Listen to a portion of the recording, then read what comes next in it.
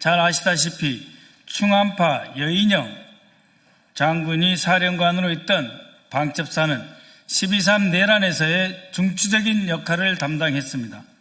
특히 여인영 사령관은 12월 3일 밤 윤석열의 지시를 받은 당시 국정원 1차장 홍 장원에게 전화를 받고 정치인 체포를 지원해달라고 요청하였습니다. 이러한 사실을 홍 장원 1차장이 조태용 원장에게 보고를 하자 조태용은 전혀 놀라는 기색이 없이 내일 얘기하자라고 말했습니다. 이게 무슨 뜻입니까?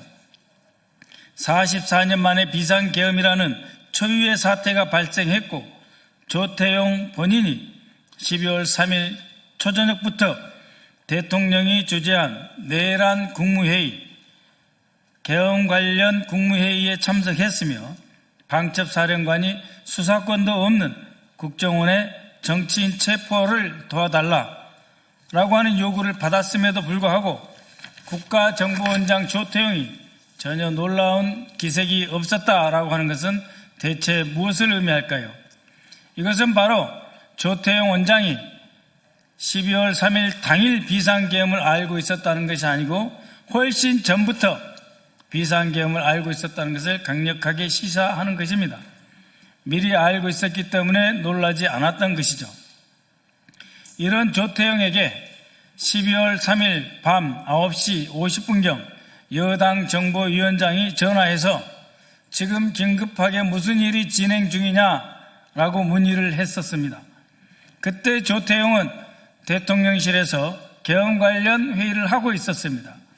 그러나 국가 안보에 중요한 일이 발생했을 때 지체 없이 국가정보원장은 국회 정보위원장과 정보위원에게 보고해야 하는 의무가 있음에도 불구하고 계엄에 대한 사실대로의 보고를 하지 않았습니다.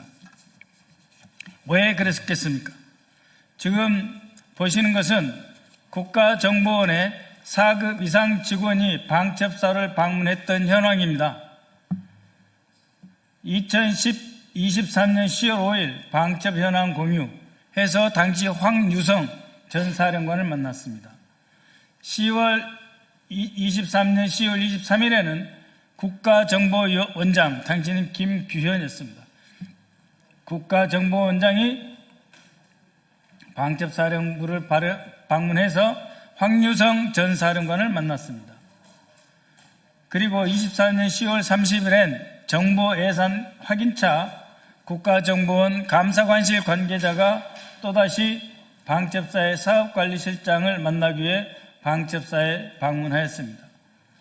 23년 11월 14일 안보교육 초빙 강연을 빌미로 황원진 당시 국정원장 특별보좌관이 여인영 사령관을 만났습니다. 그 이후 3급 이상 고위급이 방첩 현안 공유라는 이름으로 여인영 전 사령관을 계속해서 만났습니다. 자그마치 여인영 전 사령관을 만난 횟수만 봐도 6번에 달합니다. 이 모든 과정에서 즉 2023년 11월 14일 황원진 국정원장 특별보좌관이 여인영 사령관을 만나고 그 이후 10여 차례 이상 국가정보원 4급 이상 고위 간부가 직접 방첩사를 방문했고 6차례 이상 여인영 사령관과 독대 접견 면담을 가졌습니다. 방첩사와 국가정보원은 초기부터 비상계엄을 같이 기획했다라고 하는 의심을 받아도 충분합니다.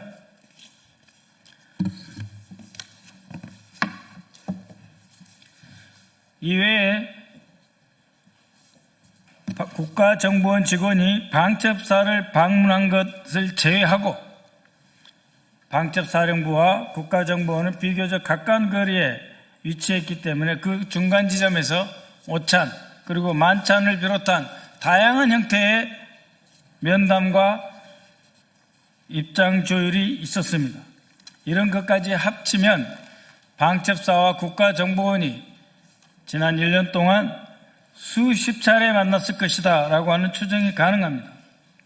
그렇기 때문에 방첩사와 특히 황원진이 제2차장이 돼서 안보정보수사국의 요원들을 여인영이 방첩사령관에서 합동수사본부장이 되면 120명 이상의 직원을 파견하기로 되어 있는 황원진 2차장이 방첩사령부와 긴밀하게 협력을 했다고 볼 수밖에 없습니다.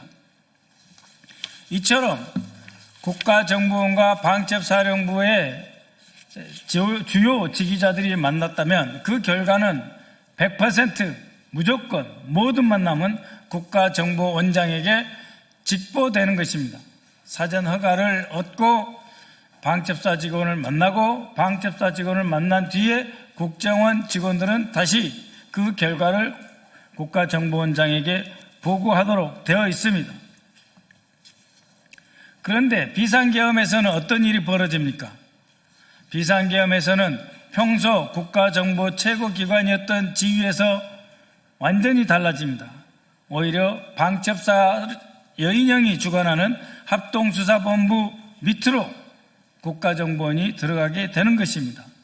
그런 전체 상황 속에서 비상계엄하에 방첩사와 국가정보원이 어떻게 협조하기로 했다, 어떤 협력을 하자라고 논의가 없었다면 그것은 새빨간 거짓말입니다.